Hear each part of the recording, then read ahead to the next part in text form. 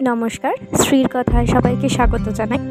আজকে সকালবেলা শ্রীকে নিয়ে গিয়েছিলাম একটা জায়গায়। কোথায় গিয়েছিলাম, কেন গিয়েছিলাম সেটাই আপনাদের সাথে ভাগ করে নেব।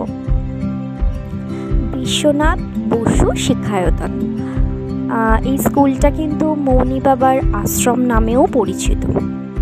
তো গিয়েছিলাম শ্রীকে স্কুলে অ্যাডমিশন নেওয়ানোর জন্য।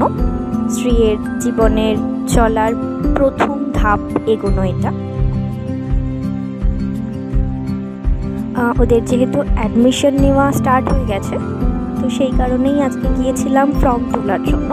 সেশন শুরু হবে জানুয়ারি থেকে, যেহেতু ভর্তি নেওয়া শুরু হয়ে গেছে, তো আজকে গিয়েছিলাম ফর্ম তোলার জন্য।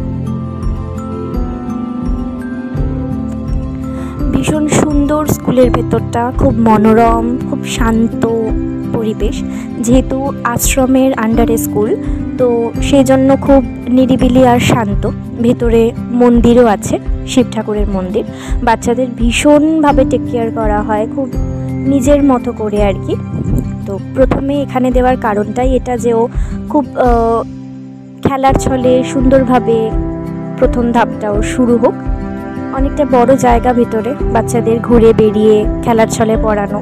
তার সাথে প্লেগ্রাউন্ডও রয়েছে, সেখানে টিফিন টাইমে বাচ্চাদের খেলাধুলা, কম্পিউটার শেখার ব্যবস্থাও আছে। হ্যাঁ, সেটা এত ছোট বাচ্চাদের নয়, আর একটু বড়, কিন্তু ব্যবস্থা আছে।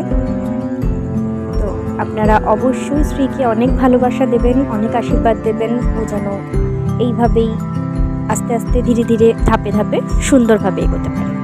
দেখা হবে পরের ব্লগে। নমস্কার।